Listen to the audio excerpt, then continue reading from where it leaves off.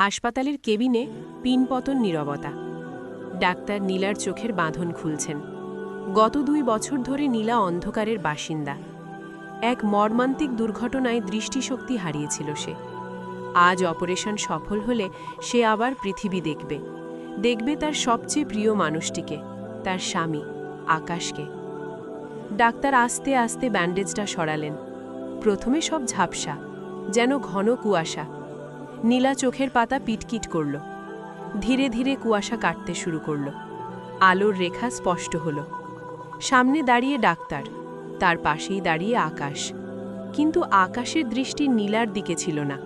সে তাকিয়েছিল দরজার পাশে দাঁড়িয়ে থাকা একটি মেয়ের দিকে, মিতু, নীলারই দূর সম্পর্কের বোন। নীলার দৃষ্টি যখন পুরোপুরি পরিষ্কার হল, সে দেখল এক নিদারুণ দৃশ্য। আকাশ মিতুর হাতটা শক্ত করে ধরে আছে। মিতু আকাশের কাঁধে হাত রেখে ইশারায় কিছু বলছে, আর দুজনেই ঠোঁটের কোণে এক চিলতে স্বস্তির হাসি হাসছে, যেন তারা নিশ্চিত নীলা আর কোনোদিন দেখতে পাবে না। তাদের চোখে মুখে পরকীয়ার স্পষ্ট ছাপ, ভালোবাসার গোপন অপরাধবোধহীন এক বিনিময়।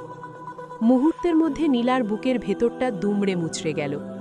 যে চোখের আলো ফিরে পাবার জন্য সে এতদিন প্রার্থনা করেছিল, সেই আলোই আজ তার জীবনটাকে অন্ধকারে ঢেকে দিল।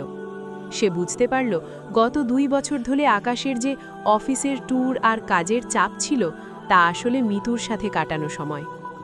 ডাক্তার উৎসাহিত গলায় জিজ্ঞেস করলেন, মিসেস নীলা, আপনি কি আমাকে দেখতে পাচ্ছেন? আকাশ আর মিতু চটজলদি হাত ছেড়ে দিয়ে সোজা হয়ে দাঁড়ালো। আকাশের চোখে তখন কৃত্রিম উদ্বেগের ছায়া। সে ঝুঁকে এলো। নীলা, জান, দেখতে পাচ্ছ? নীলা এক মুহূর্ত আকাশের চোখের দিকে তাকালো। সেই চোখে এখন আর ভালোবাসা নেই, আছে কেবল নিখুঁত অভিনয়। নীলা বুঝতে পারল, সে যদি এখন বলে যে সে দেখতে পাচ্ছে, তবে এই নাটক এখানেই শেষ হবে। কিন্তু সে সত্যটা জেনে গেছে। সে চায় না এই মিথ্যে ভালোবাসার সংসারে আর এক মুহূর্তও থাকতে। সে চায় না আকাশ জানুক যে তার মুখোশ খুলে গেছে।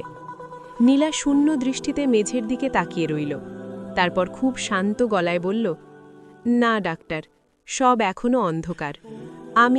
আমি কিছুই দেখতে পাচ্ছি না। আকাশের মুখে যেন এক অদ্ভুত স্বস্তির ছায়া খেলে গেল। সে দীর্ঘশ্বাস ফেলার ভান করে বলল, ওহ গড, ইটস ওকে নীলা, আমরা আবার চেষ্টা করব, আমি তো আছি। ডাক্তার হতাশ হলেন, আরও কিছু পরীক্ষা করতে চাইলেন। কিন্তু নীলা মনে মনে সিদ্ধান্ত নিয়ে ফেলেছে, এই অন্ধত্ব এখন তার ঢাল। পরবর্তী 1 সপ্তাহ নীলা অন্ধ সেজে অভিনয় করে গেল। সে দেখল তার সামনেই আকাশ আর মিতু কিভাবে ইশারায় কথা বলে। আকাশ যখন নীলাকে খাইয়ে দেয়, তখন তার চোখ থাকে মোবাইলের স্ক্রিনে মিতুর মেসেজের দিকে। এই দৃশ্যগুলো রোজ তার হৃদয়ে রক্তক্ষরণ ঘটাচ্ছিল, কিন্তু সে ধৈর্য হারালো না।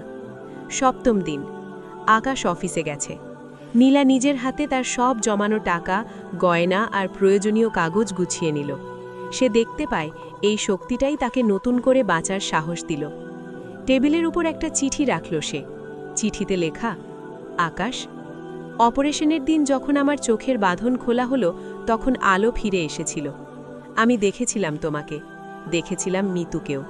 কিন্তু সেদিন আমি বলেছিলাম আমি কিছু দেখতে পাচ্ছি না, কারণ আমি চোখের দৃষ্টি ফিরে পেলেও মনের বিশ্বাসটা সেদিনই হারিয়ে ফেলেছিলাম। তোমার এই মিথ্যে সংসারের চেয়ে আমার ওই অন্ধকারই ভালো ছিল। আজ আমি চলে যাচ্ছি, তবে অন্ধ হিসেবে নয়, সবচেয়ে জাগ্রত চোখের মানুষ হিসেবে। ভালো থেকো তোমার অভিনয় নিয়ে। নীলা ব্যাগটা কাঁধে নিয়ে দরজা দিয়ে বেরিয়ে এলো। বাইরের রোদটা আজ খুব কড়া, কিন্তু নীলা